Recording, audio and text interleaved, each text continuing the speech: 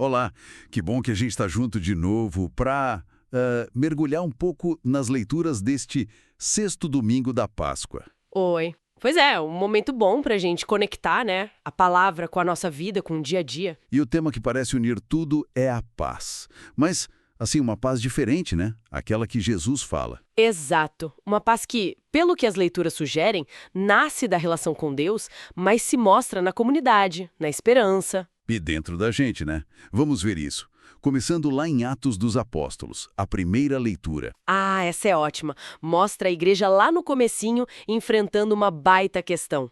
Pois é, se os não-judeus que se convertiam precisavam ou não seguir a lei judaica, tipo a circuncisão, Um problemão cultural e teológico ali. e o jeito que eles resolveram, olha, É muito inspirador pra hoje.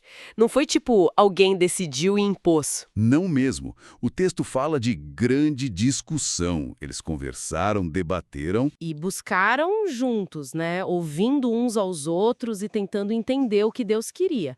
Aí a carta final é linda. aquela parte. Decidimos, o Espírito Santo e nós. Uau! É muito forte, né?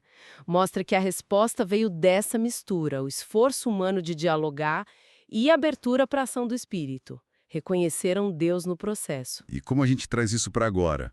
Porque quanta divisão, quanta dificuldade de conversar, né? Pois é.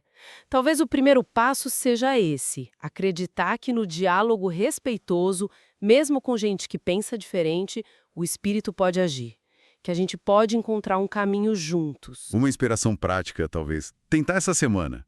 Sei lá, numa pequena discordância em casa ou no trabalho. Boa. Em vez de fugir ou brigar, tentar ouvir de verdade. Buscar um ponto em comum.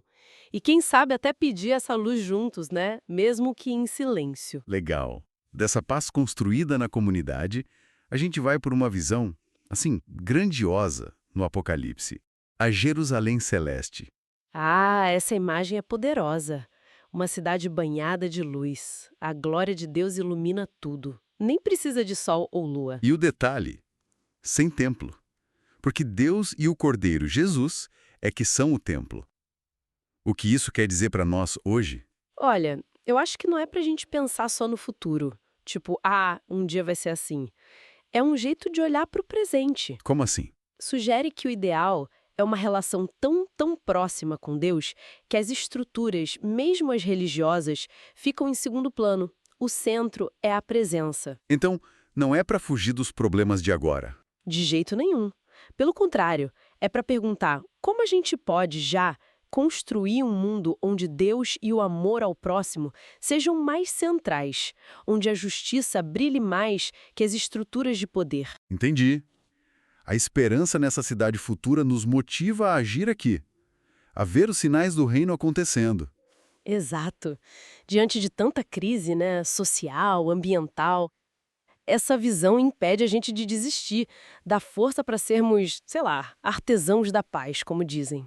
Então, uma ação concreta seria, talvez, escolher uma situação perto da gente que precise dessa luz. Isso. Pobreza, exclusão, cuidado com a natureza, se informar, ver quem já está fazendo algo, apoiar, nem que seja com oração constante, com um pequeno gesto. Cada coisinha conta, né? Para refletir essa luz. E isso conecta direto com o Evangelho de João, que fala da fonte dessa paz toda. Sim, Jesus promete algo incrível. Quem ama e guarda a palavra dele. Nele, o pai e o filho vão fazer morada. Vão morar dentro da pessoa. É muito íntimo isso. E ele promete o Espírito Santo, o Paráclito. O que é exatamente Paráclito? Ajuda a gente a entender? É Deus agindo pertinho, dentro da gente. É nesse contexto que ele fala da paz. Deixo-vos a paz, a minha paz vos dou.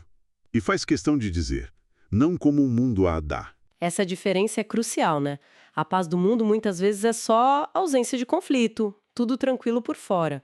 Mas pode acabar rapidinho. E a paz de Cristo. Parece ser algo mais fundo, que não depende só das circunstâncias. É uma paz que pode existir mesmo no meio da tempestade, sabe? Porque vem dessa certeza. Deus mora em mim, o Paráclito tá comigo. Isso dá uma serenidade diferente para encarar os perrengues da vida. Não é que não vai ter problema. Não mesmo. Mas a força para atravessar vem de outro lugar. É um presente, mas que a gente precisa acolher, cultivar. E como fazer isso na correria? A gente vive tão ansioso, buscando paz em, sei lá, coisas passageiras. Talvez começar pequeno.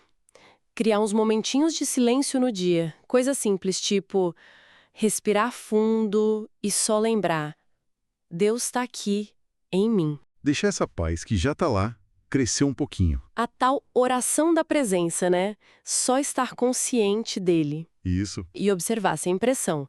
Como isso talvez mude nossas reações ao estresse, às notícias ruins. Então, amarrando tudo, as leituras mostram uma paz que é comunitária, feita no diálogo, Uhum, cheia de esperança, que olha para o futuro, mas age agora. uhum. E profundamente interior, que é essa presença de Deus na gente.